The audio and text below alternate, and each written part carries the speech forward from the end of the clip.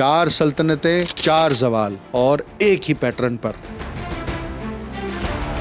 सल्तनत का खात्मा तलवारों की चमक या बगावतों के शोलों से नहीं आता, बल्कि मईशत की अंदरूनी टूट फूट इसे गिराती है। ताकत के गरूर में डूबा ये मुल्क आज इसी राह पर गामजन है जिसने माजी की हर सल्तनत को जमीन बोस किया। सवाल अब ये है कि क्या अमेरिका तबाही के आगाज में है या इख्तितामी मोड़ पर खड़ा है।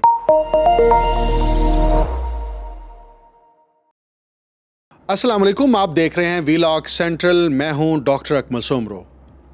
इस कुर्राए अर्ज पर बड़ी बड़ी सल्तनतें, हुक्मरान ख़ानदान और बादशाहतें गुजरी, लेकिन एक ही बुनियादी उसूल की वजह से हर अजीम सल्तनत ज़वाल पजीर हो गई। सियासी बद इंतज़ामी और मईशत की कमज़ोरी सल्तनत तोड़ने में मुहर्रिकात बनी।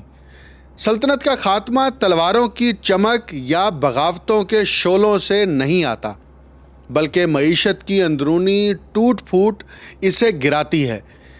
बड़ी सल्तनतें मैदान जंग में नहीं, ख़जाने के खाली होने से मरती हैं। इनकी तबाही दुश्मनों के नेज़ों से नहीं, अपनी करेंसी के बोझ तले होती है। यही वो बुनियादी अंसर है जो इक़्तिदार के मीनारों को अंदर से खोखला कर देता है, और जब बुनियादें कमज़ोर पड़ जाती हैं तो सल्तनतों के जलाली सतून खुद ब खुद रेज़ा रेज़ा हो जाते हैं। रोम इस अंजाम की पहली और सबसे इबरतनाक मिसाल है। वो सल्तनत जिसने 5 सदियों तक दुनिया के मालूम हिस्से पर हुक्म चलाया, आखिरकार इस वक्त तबाह हो गई जब इसकी करेंसी अपनी कदर खो बैठी। स्पेन, जो सोने और चांदी के ज़खायर में दुनिया भर पर सबकत रखता था, बार बार दिवालिया हुआ, यहाँ तक कि इसकी शान व शौकत गुबारे ज़माना बन गई। बरतानिया, जो 200 बरस तक आलमी तिजारत का मरकज़ रहा, सिर्फ़ एक दहाई में अपनी सल्तनत से महरूम हो गया जब पाउंड ज़मीन बोस हुआ। मंज़र तो हमेशा एक ही रहा, फ़र्क सिर्फ किरदारों का था। फ़ौजी तोसी की इंतहा, इखराजात की बेलगाम रवानी, दौलत की अंधी छपाई, महंगाई की लपेट, एतमाद का इन्हदाम और फिर सल्तनत की आखिरी हिचकियाँ होती हैं। तारीख़ की सबसे बड़ी सितम ज़रीफ़ी ये है कि हर हुक्मरान तबका यही समझता रहा कि इसकी सल्तनत मुख्तलिफ है, कि वो तारीख़ के उसूलों से बालातर है और ज़वाल के कानून से महफूज। लेकिन वक्त ने हर बार साबित किया कि तारीख़ किसी के साथ रियायत नहीं करती। आज सन 2025 में अमरीकी साम्राज्य भी उसी पुरखतर रास्ते पर कदम ब कदम बढ़ रहा है। माजी की गूंज हर मोड़ पर सुनाई दे रही है, हर इशारा इसी अंजाम की तरफ मुतवज्जे कर रहा है। सवाल अब ये है कि क्या अमेरिका तबाही के आगाज़ में है, दरमियानी दौर में, या इख्तितामी मोड़ पर खड़ा है। आज का प्रोग्राम दरअसल उन सल्तनतों की कहानी है जो दुश्मनों के हमलों से नहीं, बल्कि अपनी ही करेंसी की सांस रुकने से फना हुई। ये अंजाम रूम को मिला, स्पेन को मिला, बरतानिया को मिला, और अब तारीख़ एक बार फिर कलम संभाल चुकी है। वही दास्तान, वही अंजाम, सिर्फ किरदार नया है। रोम की मिसाल आज भी वक्त की दीवार पर लिखी एक अबदी तंबीह की हैसियत रखती है। वो सल्तनत जो 500 बरस तक यूरोप, शुमाली अफ्रीका और मशरिक़ वस्ता पर हुक्मरान रही, अपनी नाकाबिल शिकस्त फ़ौज, हैरत अंगेज़ तामीराती निज़ाम और मजबूत माली ढांचे पर फ़ख्र करती थी। 211 कबल मसीह में मुतारिफ होने वाला खालिस चांदी का सिक्का बरतानिया से मिस्र तक एतमाद की अलामत बन गया। सदियों तक रोम ने इस करेंसी की खालिसी पर पहरा दिया, क्योंकि एक डेनारिस का मतलब था असली चांदी, हकीकी कदर और सल्तनत का वकार। इसी एतमाद ने रोमी ताकत की बुनियाद रखी। इसी ने फ़ौज को तनख्वाहें दी, सड़कें तामीर कराईं और वो निज़ाम कायम किया जिसके आसार आज भी दुनिया को हैरान करते हैं। लेकिन तारीख़ हमेशा वहीं से पलटती है जब इंसान मुतमईन हो जाता है, جب رومی سکہ اپنی خالصی کھو بیٹھا، اعتماد ٹوٹ گیا اور سلطنت اپنی ہی لالچ کے بوجھ تلے بکھر گئی۔ عظمت کا تاج ان کے سر سے اتر گیا اور ایک ایسی سلطنت جو صدیوں تک دنیا پر چھائی رہی اپنی کرنسی کے ملبے میں دفن ہو گئی۔ سامراج کی بقا ایک مہنگا سودا ہے۔ ہر نسل نئی سرحدیں، نئی جنگیں اور نئے اخراجات لے کر آتی ہے، یہاں تک کہ رومی سلطنت ایک ایسے مقام پر پہنچ گئی جہاں اس کے اخراجات آمدن سے بڑھ گئے، اور پھر جیسا کہ ہر سلطنت نے اپنے عروج و زوال کے سفر میں کیا، روم نے بھی آسان رستہ چنا، اپنی کرنسی کی قدر گھٹا دی۔ شہنشاہ نیرو نے پہلی صدی عیسوی کے 5ویں عشرے کے دور میں دینارسس نامی چاندی کے سکے میں چاندی کی مقدار 100% سے گھٹا کر 90% کر دی۔ محض 10% کی اس کمی نے سلطنت کو موقع دیا کہ وہ اسی مقدار کی چاندی سے زیادہ سکے تیار کرے۔ بظاہر یہ بادشاہ کے لیے منافع تھا، مگر در حقیقت عوام کی دولت پر ایک خاموش ڈاکہ تھا۔ یہیں سے افراط زر کا آغاز ہوا۔ 211 صدی عیسوی میں شہنشاہ کرکھلا کے عہد تک پہنچتے پہنچتے سکے میں صرف 50% چاندی باقی رہ گئی تھی، اور 265 عیسوی تک گولینس کے زمانے میں یہ شرح محض 5% رہ گئی، جو کبھی خالص چاندی کا سکہ تھا اب ایک ادنا دھات کا ٹکڑا بن چکا تھا جس پر صرف اوپر سے چاندی کی تہ چڑھی تھی۔ یہ روم کی اخلاقی اور معاشی زوال پذیری کی علامت بن گیا۔ 265 عیسوی میں ایک رومی سپاہی کو وہ سکے مل رہے تھے جن کی اصل قدر 2 صدی قبل کی قیمت کے محض 20ویں حصے کے برابر تھی۔ حکومت اصرار کرتی رہی کہ کچھ نہیں بدلا، سکے پر اب بھی شہنشاہ کا چہرہ نقش تھا، مگر منڈی کی قیمتوں نے سچ آشکار کر دیا۔ جو چیز 2 صدی عیسوی میں ایک دینارس میں ملتی تھی، 300 صدی عیسوی میں اس کی قیمت 50 دینارس ہو چکی تھی۔ کسانوں نے سکہ لینے سے انکار کر دیا اور اجناس کے تبادلے پر اصرار کیا۔ سپاہی اپنی تنخواہ سونے یا سامان کی صورت میں مانگنے لگے۔ محصول جمع کرنے والے ٹیکس وصول نہ کر سکے، تجارت ٹھپ ہو گئی، معیشت جمود کا شکار ہو گئی۔ یہ زوال کسی بیرونی حملے یا وبا کا نتیجہ نہیں تھا، یہ ایک خود ساختہ تباہی تھی۔ روم نے اپنی کرنسی کو خود تباہ کیا تاکہ اپنی عیاشیوں اور غیر ضروری اخراجات کا بوجھ اٹھا سکے، اور جب اس کی کرنسی مر گئی تو سلطنت بھی اس کے ساتھ مر گئی۔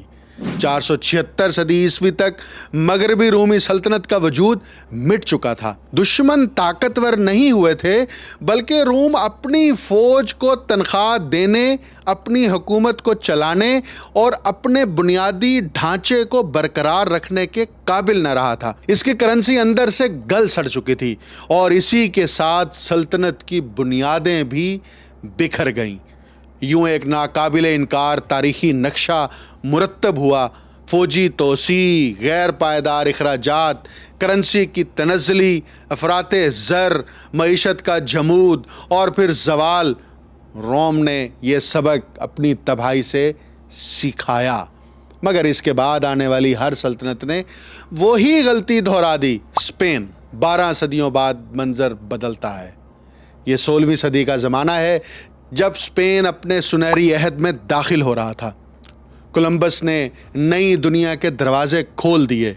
ہیرنان کورٹیز نے ایزٹیک سلطنت کو زیر کر لیا، اور فرانسسکو پیزارو نے ان کا سلطنت کا تختہ الٹ دیا۔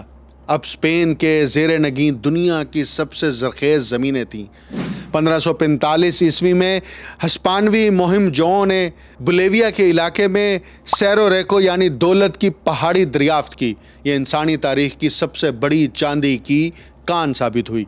تقریباً 1 صدی تک صرف پوتوسی ہی دنیا کی کل چاندی کا نصف پیدا کرتی رہی۔ چاندی سے لدی ہوئی ہسپانوی جہازوں کی قطاریں بحر اوقیانوس پار کرتی ہوئی اسپین کے خزانے بھر رہی تھیں۔ یہی چاندی سکوں میں ڈھالی گئی جنہیں ہسپانوی ڈالر کہا گیا۔ یہ دنیا کی پہلی باقاعدہ عالمی کرنسی تھی۔ یہی چاندی عالمی تجارت کی شہرک بن گئی۔ یورپ سے لے کر ایشیا تک اسے اعتماد اور خلوص کے ساتھ قبول کیا جاتا تھا۔ ایک ایسی دولت جو نہ ختم ہونے والی محسوس ہوتی تھی۔ کچھ عرصے کے لیے اسپین دنیا کی سب سے امیر اور طاقتور سلطنت بن گیا۔ اپنے عروج پر ہسپانوی بادشاہت ہر آباد بر اعظم پر حکمرانی کر رہی تھی۔ واقعی ہسپانوی سلطنت پر سورج کبھی غروب نہیں ہوتا تھا، مگر رومی سلطنت کی طرح اسپین بھی آخرکار اپنے ہی بوجھ تلے بکھرنے لگا۔ اسے دشمنوں نے نہیں بلکہ اپنی کامیابیوں نے شکست دی۔ دولت کے قلب میں ایک تضاد پوشیدہ ہوتا ہے۔ جب سب کے پاس زیادہ پیسہ آ جائے تو کوئی بھی حقیقی معنوں میں امیر نہیں رہتا۔ اسپین نے جب یورپ کو چاندی سے بھر دیا تو لازمی طور پر قیمتیں آسمان کو چھونے لگیں۔ جو چیز 1500 عیسوی میں ایک چاندی کے سکے میں ملتی تھی، وہ 1600 عیسوی میں 10 سکے مانگتی تھی۔ چاندی اپنی خالصی سے محروم نہیں ہوئی تھی، مگر اس کی فراوانی نے اس کی قدر کو نگل لیا۔ یہی افراط زر تھا جب دولت کی فراہمی حقیقی قدر سے بڑھ جائے۔ اسپین اتنی زیادہ چاندی درآمد کر رہا تھا کہ اس نے چاندی کی اپنی قدر کو تباہ کر دیا۔ اس سے بھی بدتر یہ کہ سلطنت خود کوئی پیداواری یا صنعتی طاقت نہیں تھی۔ کوئی حقیقی صنعت، جدت یا سرمایہ کاری کا ڈھانچہ موجود نہ تھا۔ اسپین اپنی نوآبادیات سے دولت نچوڑ کر لاتا اور پھر وہی دولت جنگوں، محلات اور غیر ملکی تعیشات پر اڑا دیتا۔ چاندی کی ندی امریکہ سے بہہ کر آتی، مگر فوراً فرانس، انگلینڈ اور نیدرلینڈ کی منڈیوں میں واپس بہہ جاتی۔ ان سامانوں کے بدلے جو اسپین اب خود بنانا چھوڑ چکا تھا۔ 16ویں صدی کے آخر تک اسپینش شاہی خزانہ قرض میں ڈوب چکا تھا۔ بادشاہ فلپ دوم نے اپنے والد چارلس پنجم سے بھاری مالی ذمہ داریاں وراثت میں حاصل کیں۔ تقریباً 36 ملین ڈکٹ یعنی غیر ملکی قرض دہندگان کے واجب الادا تھے، مگر کفایت شعاری کے بجائے فلپ نے مزید قرضے لیے اور بیک وقت کئی محاذوں پر جنگیں چھیڑ دیں۔ سلطنت عثمانیہ کے خلاف، نیدرلینڈ کے پروٹسٹنٹ باغیوں کے خلاف اور انگلینڈ کے خلاف جب قرض ناقابل برداشت ہو گیا تو فلپ نے وہ قدم اٹھایا جسے ناقابل تصور سمجھا جاتا تھا۔ اس نے قرض کی ادائیگی روک دی۔ 1557 میں فلپ دوم نے تمام قرضوں کی ادائیگی معطل کر دی۔ یہ جدید تاریخ میں کسی ریاست کی پہلی مالی دیوالیہ بند تھی، مگر یہ آخری نہ تھی۔ اسپین نے 1560، 1575 اور 1596 میں بھی دوبارہ دیوالیہ ہونے کا اعلان کیا۔ صرف 40 برسوں میں 4 بار دیوالیہ ہوا۔ حیرت انگیز طور پر دنیا کی آدھی چاندی پر قابض سلطنت اپنے واجبات ادا کرنے کے قابل نہ رہی۔ ہر دیوالیہ پن نے اعتماد کو گھٹا دیا۔ قرض دہندگان نے قرض دینا بند کر دیا اور اسپین کے بانڈز پر سود کی شرحیں آسمان کو چھونے لگیں۔ نوبت یہاں تک پہنچی کہ حکومت نے کرنسی میں ہی کھوٹ ڈال دی، سکوں میں چاندی کی مقدار گھٹا دی، یہاں تک کہ تانبا ملا کر سکے جاری کیے گئے جنہیں چاندی کے برابر قرار دیا گیا، مگر عوام نے اس فریب پر یقین نہ کیا۔ کرنسی اپنی ساکھ کھو بیٹھی۔ 17ویں صدی کے آغاز تک اسپین زوال کے آخری مرحلے میں تھا۔ خزانہ خالی، فوج کمزور، نوآبادیات بے چین، اور جب ویسٹفیلیا کا معاہدہ 1648 میں 30 سالہ جنگ کے اختتام پر ہوا تو اسپین کی عظمت کی کہانی تقریباً ختم ہو چکی تھی۔ 1700 عیسوی تک وہ سلطنت جو کبھی دنیا کی دولت پر قابض تھی، تعیش، جنگوں اور مالی بد انتظامی کے باعث عملی طور پر بکھر چکی تھی۔ تاریخ نے ایک بار پھر وہی تسلسل دہرایا۔ اچانک دولت، حد سے زیادہ سرکاری اخراجات، بے تحاشا قرضے، کرنسی کی تنزلی، بار بار دیوالیہ پن، اعتماد کا خاتمہ اور پھر زوال۔ اسپین نے یہ ثابت کر دیا کہ دنیا کی تمام دولت بھی اس سلطنت کو نہیں بچا سکتی جو اپنی معیشت کو خود تباہ کر دے۔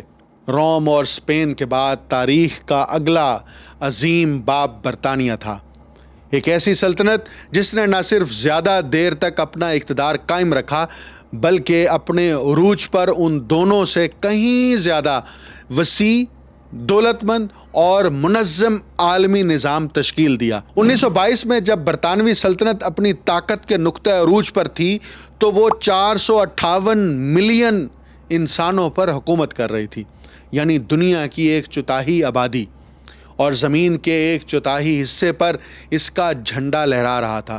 برطانوی سلطنت پر سورج کبھی غروب نہیں ہوتا محض ایک فخریہ نعرہ نہیں تھا، بلکہ ایک تاریخی حقیقت تھی، کیونکہ کرۂ ارض کے ہر وقت کے کسی نہ کسی خطے میں سورج برطانیہ کے زیر سایہ چمکتا رہتا تھا۔ اس عالمی طاقت کے دل میں پاؤنڈ دھڑکتا تھا۔ 2 صدیوں تک یہی دنیا کی ذخیرہ کرنسی رہا۔ بین الاقوامی تجارت کا 60% سے زیادہ لین دین پاؤنڈز میں ہوتا تھا، اور اس کی بنیاد گولڈ سٹینڈرڈ پر رکھی گئی تھی۔ 1 پاؤنڈ کے بدلے ہمیشہ ایک مقررہ مقدار میں سونا حاصل کیا جا سکتا تھا، اور یہی ساکھ، یہی اعتماد برطانوی اقتدار عالم کی ریڑھ کی ہڈی تھا۔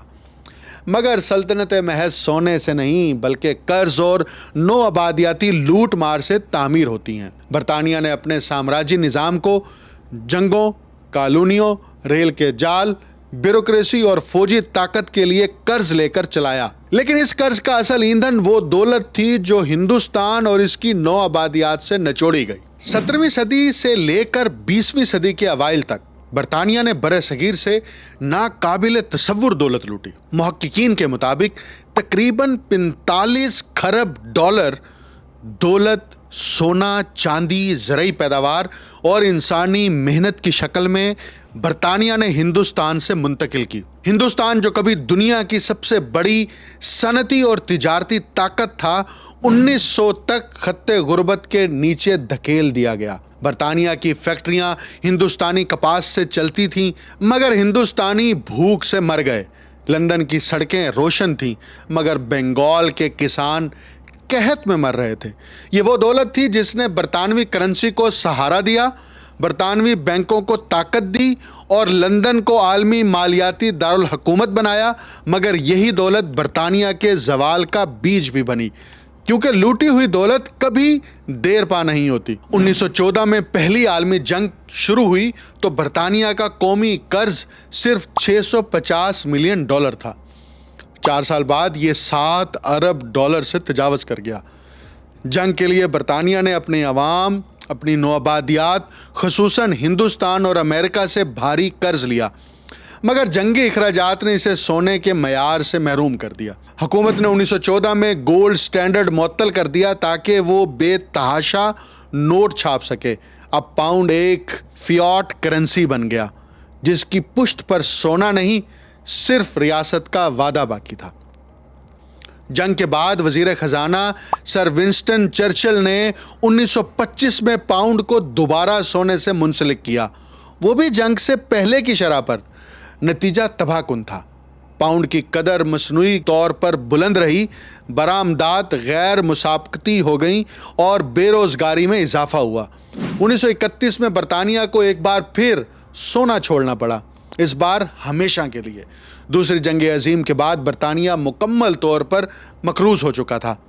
قومی قرض قومی پیداوار کے 270% تک جا پہنچا۔ شہر ملبے کا ڈھیر بن گئے، صنعتیں برباد ہو گئیں، اور امریکہ نے برطانیہ کی جگہ دنیا کے مالیاتی مرکز کے طور پر لے لی۔ 1944 کی برٹن ووڈ کانفرنس میں امریکی ڈالر کو باضابطہ طور پر دنیا کی نئی ذخیرہ کرنسی قرار دیا گیا۔ برطانیہ نے پاؤنڈ کی ساکھ بچانے کی آخری کوشش کی، مگر حقیقت ناقابل انکار تھی۔ اب اس کے پاس نہ سونا تھا، نہ اقتصادی طاقت، نہ وہ نو آبادیاتی نظام جو کبھی اس کی دولت کا منبع تھا۔ ہندوستان 1947 میں آزاد ہو چکا تھا۔ مصر نے 1956 میں سویز نہر قومی ملکیت میں لے لی، اور برطانیہ کی ناکام فوجی کارروائی نے دنیا کو یقین دلا دیا کہ برطانوی اقتدار کا سورج واقعی غروب ہو چکا ہے۔ 1960 کی دہائی تک برطانیہ کو اپنی کرنسی کی قدر کم کرنی پڑی، پہلے 1949 میں 30%، پھر 1967 میں دوبارہ۔ ہر تنزلی نے عوام کی بچتیں مٹا دیں، اعتماد تباہ کیا، اور یہ پیغام دیا کہ سلطنت اب صرف نام کی رہ گئی ہے۔ 1970 کی دہائی میں افراط زر 25% تک پہنچ گیا۔ آخر کار برطانیہ کو عالمی مالیاتی فنڈ سے امداد مانگنی پڑی۔ وہ سلطنت جو کبھی دنیا کو قرض دیتی تھی اب خود دستے سوال دراز کر چکی تھی۔ برطانوی سلطنت جو ہندوستان اور نوآبادیات کی دولت پر کھڑی تھی محض 3 دہائیوں میں دھڑام سے گر گئی، کسی بیرونی حملے سے نہیں بلکہ اپنی کرنسی کے انہدام، ناقابل برداشت قرضوں اور معاشی بد انتظامی سے۔ یوں تاریخ نے ایک بار پھر وہی ناقابل فراموش نقشہ دہرایا، نوآبادیاتی دولت کی لوٹ، جنگی قرض، کرنسی کی تنزلی، ذخیرہ حیثیت کا خاتمہ، افراط زر اور سلطنت کا زوال۔ برطانیہ نے ایک بار پھر ثابت کر دیا کہ جب کسی قوم کی دولت لوٹ مار اور قرض پر کھڑی ہو تو اس کا زوال محض وقت کی بات ہے۔ یوں ہم پہنچتے ہیں موجودہ عہد کی سب سے طاقتور اور وسیع سلطنت ریاستہائے متحدہ امریکہ کی دہلیز پر۔ وہ طاقت جو نہ صرف دنیا کی سب سے بڑی معیشت ہے بلکہ عالمی کرنسی کی خالق بھی۔ مگر آج تاریخ کے وہ تمام انتباہی اشارے جو کبھی روم، اسپین اور برطانیہ کے زوال سے پہلے ظاہر ہوتے تھے اب امریکہ کے افق پر بھی دہکتے انگاروں کی طرح روشن ہیں۔ طاقت کے غرور میں ڈوبا یہ ملک آج اسی راہ پر گامزن ہے جس نے ماضی کی ہر سلطنت کو زمین بوس کیا۔ یہ داستان بھی کرنسی سے شروع ہوتی ہے۔ 1944 کے برٹن ووڈ معاہدے کے تحت دوسری جنگ عظیم کے بعد دنیا نے امریکی ڈالر کو سونے کے ساتھ باندھا۔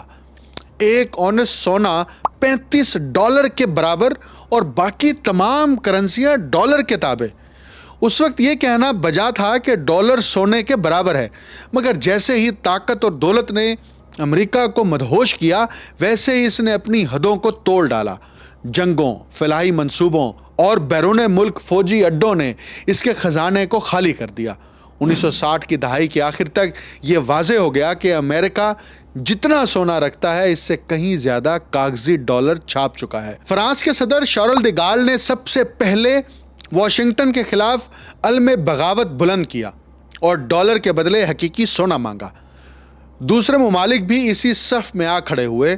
فورٹ ناکس کے سنہری ذخائر تیزی سے کم ہونے لگے اور بالآخر امریکی معیشت کا بھانڈا پھوٹ گیا۔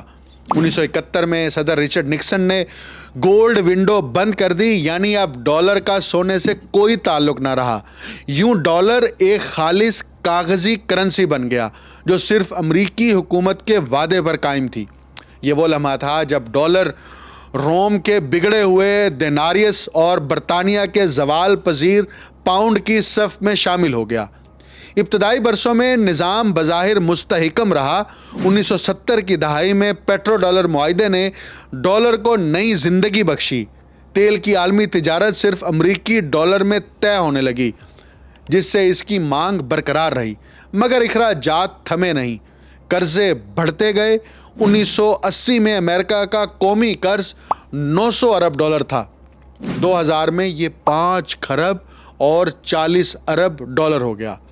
2020 میں یہ قرض 27 خرب ڈالر اور آج 2025 میں یہ 36 خرب ڈالر سے تجاوز کر چکا ہے۔ صرف 45 برسوں میں قرض 40 گنا بڑھ گیا اور رفتار اب بھی تیز تر ہے۔ مگر کہانی کا اصل المیہ صرف قرض نہیں بلکہ کرنسی کی بربادی ہے۔ جیسے روم نے اپنے سکے میں چاندی کم کی، اسپین نے نوآبادیاتی چاندی کے انبار سے یورپ کو افراط زر میں جھونک دیا، ویسے ہی جدید امریکہ نے دنیا بھر میں ڈالر کا سیلاب برپا کر دیا۔ 2008 کے مالیاتی بحران کے بعد فیڈرل ریزرو نے کوانٹیٹیو ایزنگ کے نام پر کھربوں ڈالر چھاپے بغیر کسی حقیقی پیداوار کے۔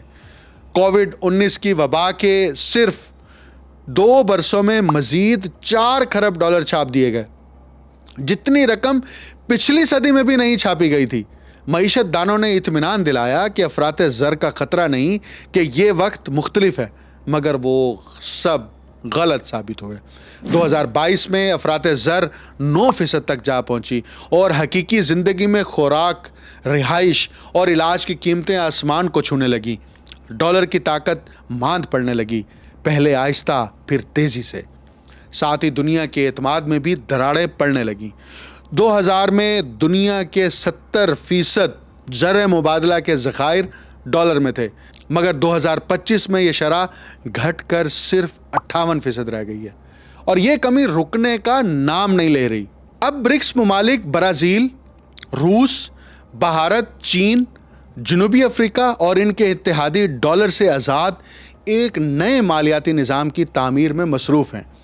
مقامی کرنسیوں میں تجارت، سونے پر مبنی ذخائر اور متبادل ادائیگی کے نظام سب اسی سمت بڑھ رہے ہیں۔ چین اور روس بے تحاشا سونا خرید رہے ہیں، جبکہ دنیا کے مرکزی بینک آہستہ آہستہ ڈالر سے جان چھڑا رہے ہیں۔ یہ وہی منظر ہے جو کبھی برطانوی پاؤنڈ کے زوال سے قبل دیکھا گیا تھا، ایک پہچانا ہوا انجام، ایک دہرایا ہوا منظر، مگر اب خطرہ اس سے بھی بڑا ہے۔ امریکہ کی فوجی وسعت اس کی معیشت کو کھا رہی ہے۔ دنیا بھر میں اس کے 800 سے زائد فوجی اڈے قائم ہیں اور دفاعی بجٹ 800 ارب ڈالر سے بڑھ چکا ہے۔ صرف عراق اور افغانستان کی جنگوں پر 8 کھرب ڈالر بہا دیے گئے۔ وہی انجام جس نے کبھی روم کو توڑا، اسپین کو دیوالیہ کیا اور برطانیہ کو سلطنت سے محروم کر دیا، اب وہی تقدیر امریکہ کے دروازے پر دستک دے رہی ہے۔ تاریخ کا چکر مکمل ہو رہا ہے۔